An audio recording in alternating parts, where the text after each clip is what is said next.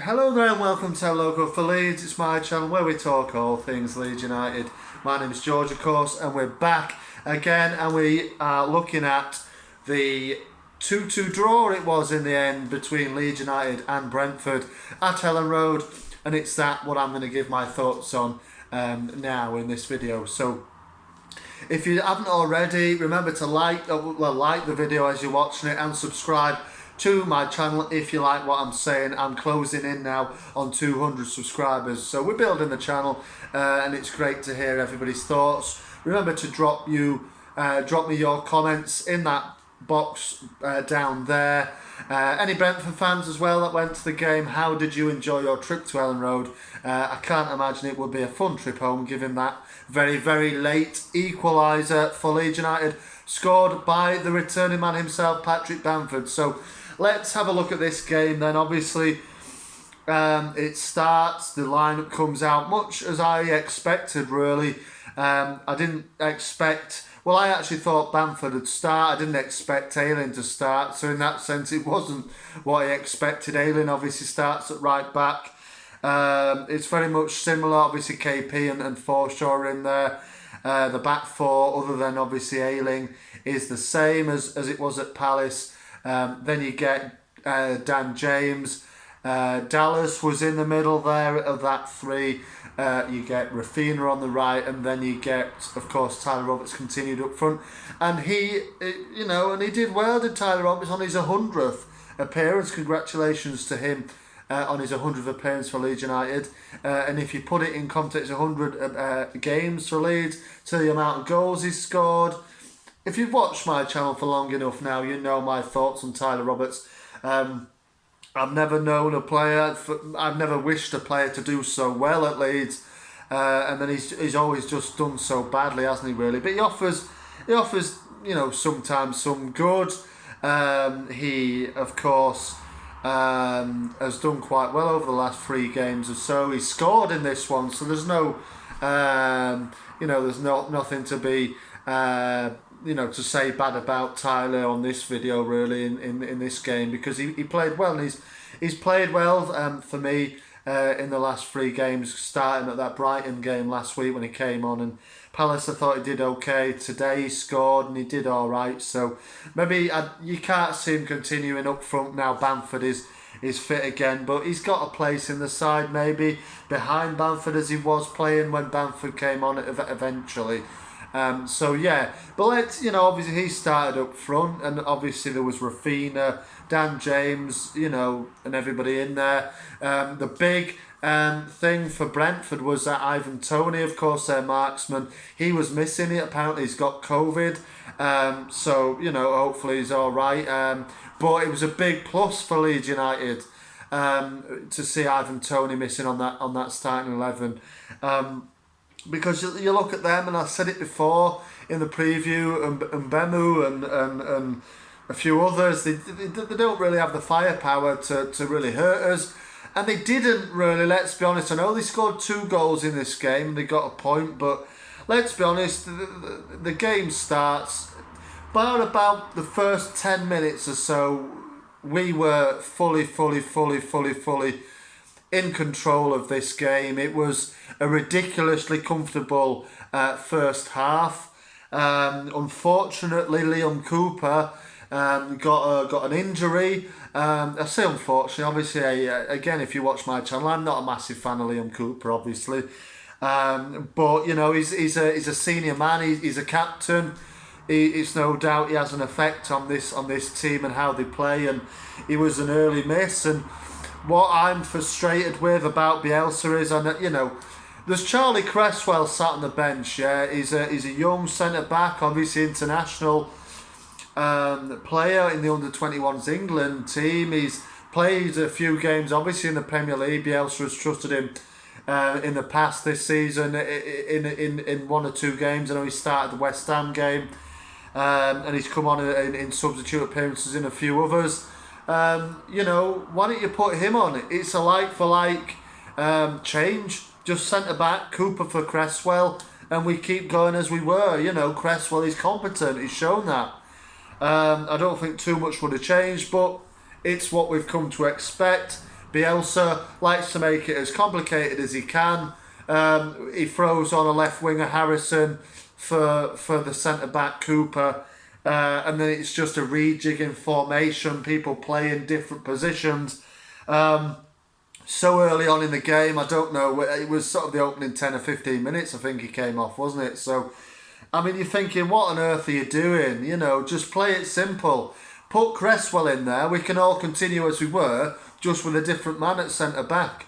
You know, but instead, obviously, Bielsa, it's convoluted. You've got to have some kind of confusion. You saw the look on Harrison's face when he came on the pitch. He was like, I don't know, lads, where I'm actually going to be playing. He was so confused, or he looked it.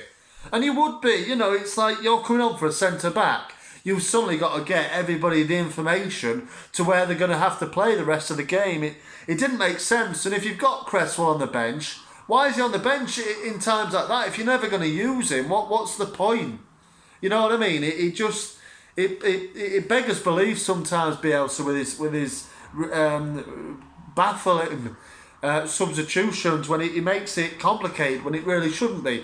Anyway, we move on to obviously Harrison comes on and we start to turn the screw on Brentford, and we really start to look in control of this situation in this game.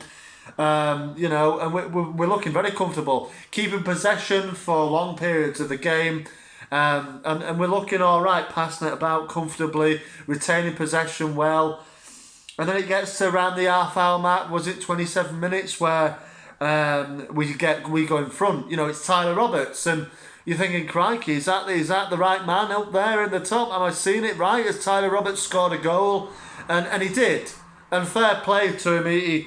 He finished it off nicely. It's all coming from Rafinha. Second bite of the cherry, wasn't it? He whips a cross in. He's on the left-hand side, where he seemed to swap occasionally in the first half. He whips the ball in, Janssen heads it out, and then he whips it low, and Roberts reacts quickly and pokes it past Fernandes in the Brentford goal, and we go 1-0 up. And it's what we deserved at that point. We were looking very good. Like I said, very composed on the ball. And we weren't really creating a great deal, but we looked comfortable, and I was quite happy with the way the first half went. We went in 1-0 up, obviously. There weren't really any chances for Brentford or any other for Leeds, really. It was a very quiet first half in terms of that. I just felt like we were so in control of possession.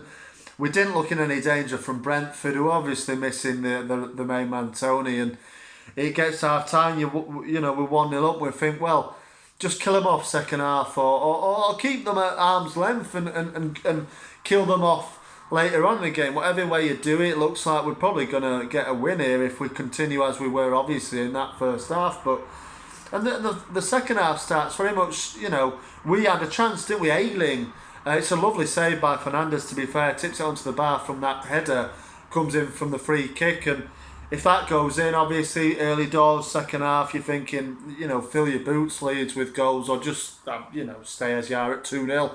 You would have backed us to see that game out at 2-0, really, and it was Ayling, obviously, on his return from injury, but it wasn't to be. It was a great save from Fernandes, and then comes the sort of madness, sort of 10, 12, 15 minutes of madness, where, you know, initially Phillips goes down injured, has a little bit of treatment, and from then on it just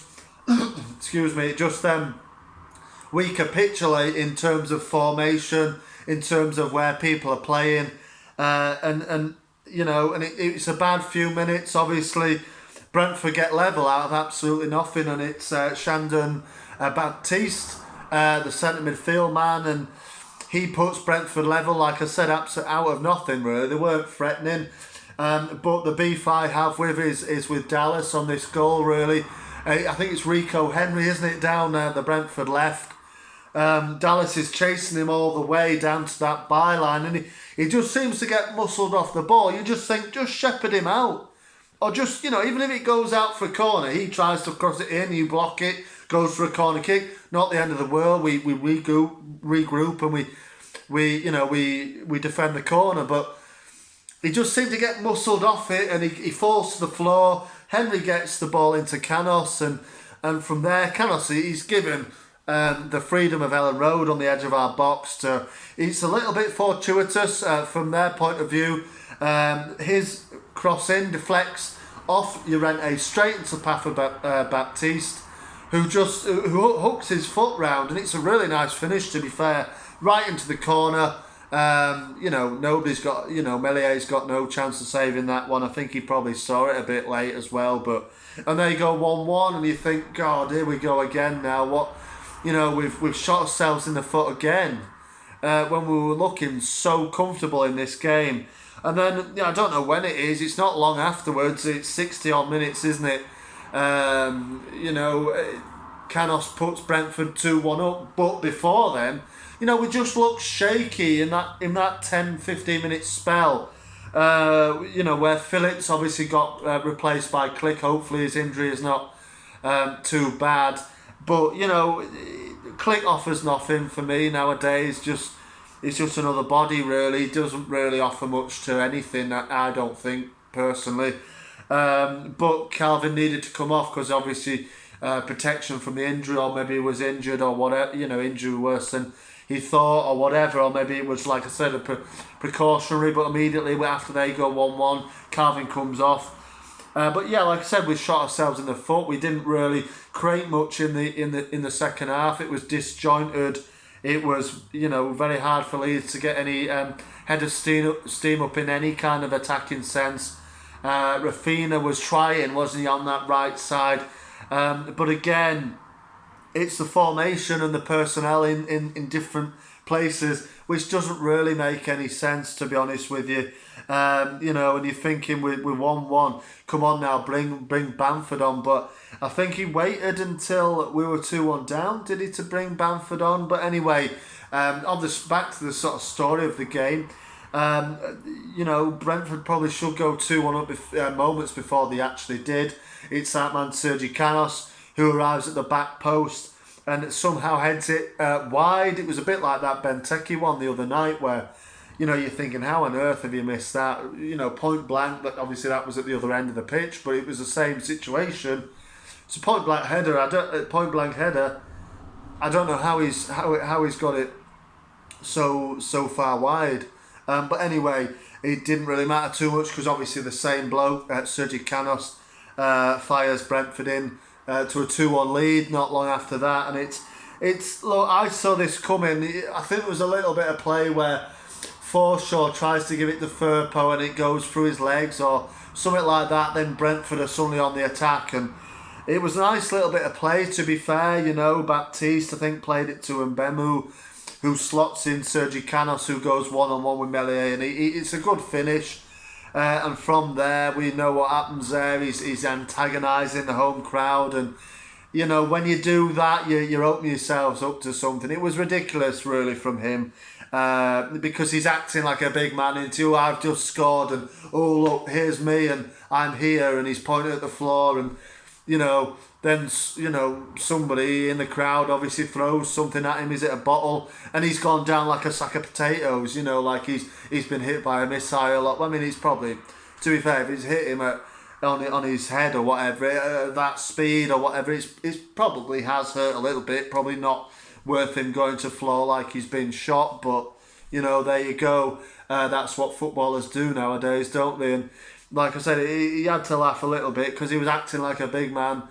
He just scored a goal, put his team in front, and then he gets hit by something and he goes down, and it's like, well, you're a bit silly, aren't you?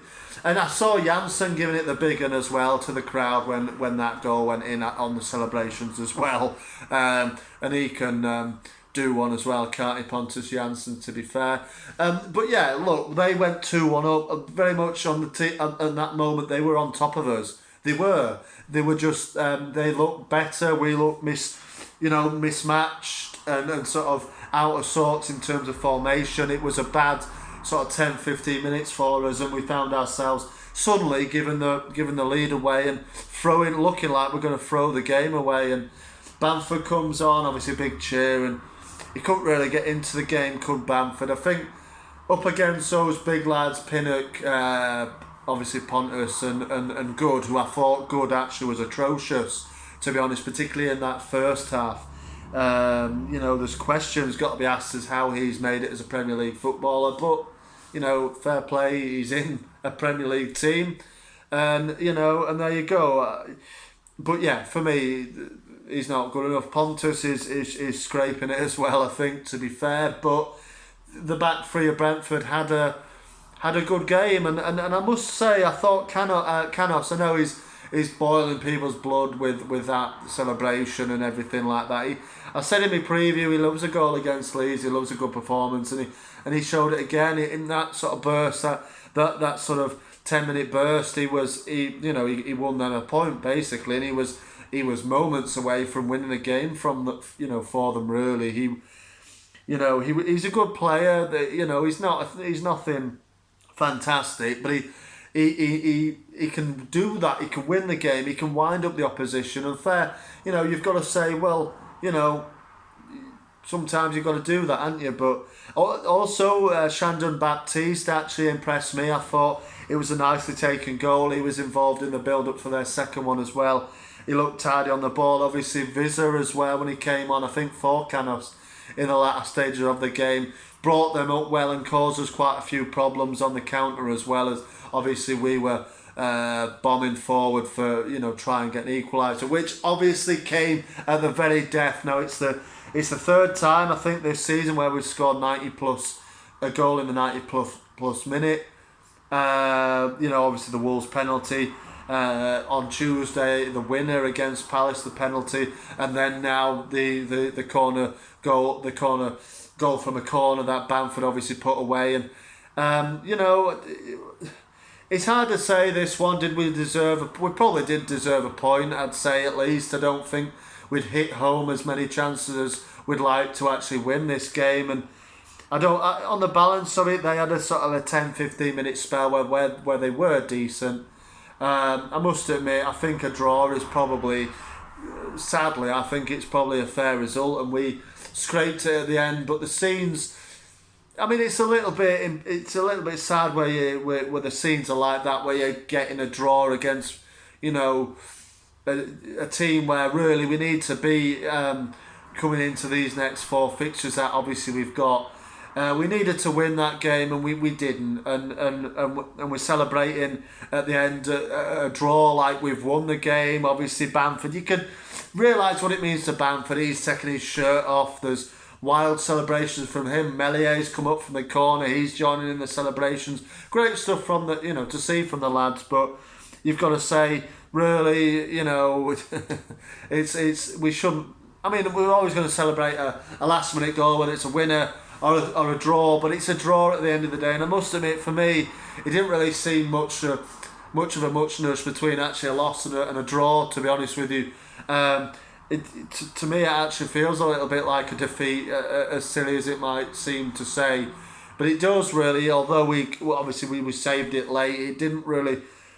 I don't know about anybody watching, or you give me your comments, but I didn't feel the elation of a last minute kind of equaliser as probably in the stadium. Obviously I was just watching it, but I just didn't feel any kind of different really to as we would have lost the game. I don't know, it just didn't really lift me that much, that goal. But obviously Bamford, it's great to have him back. He obviously enjoyed it. It was great to see those celebrations. And look, we saved ourselves a point. It might be integral at the end of the season.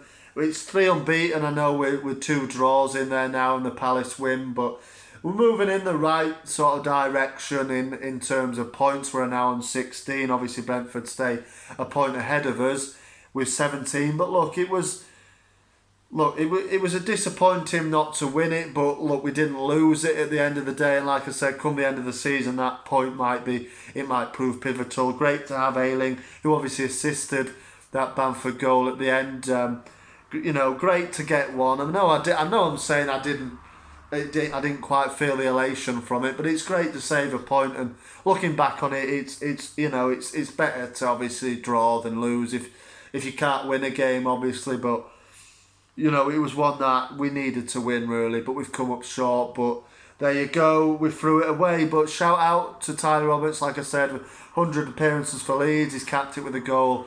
Shout out as well to Meslier, who's made his 50th Premier League appearance for Leeds United. He's the youngest keeper to do that in Premier League history, so well done to Elland there. Didn't really have a great deal to do today, and wasn't at fault at all for either of their goals.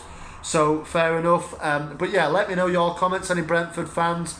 How did you think that? Are you happy with that point? Obviously, I think you're probably still a bit gutted to lose, to level, for us to lose, for you to lose a lead so late. But at the end of the day, an away point in the Premier League is not too bad, is it, for you? You still sit ahead of us. But yeah, let me know your comments, everybody. I know I've gone on a little bit here today, but there you go. Let me know if you want to hear more from me, or am I making these videos too long? Let me know. But I always like to have my say on the game. No standout performances really for me today, but great to have the lads coming back from injury. Hopefully Cooper and Phillips' injuries aren't too bad. But let me know your thoughts. March on together, and I will see you on the next one.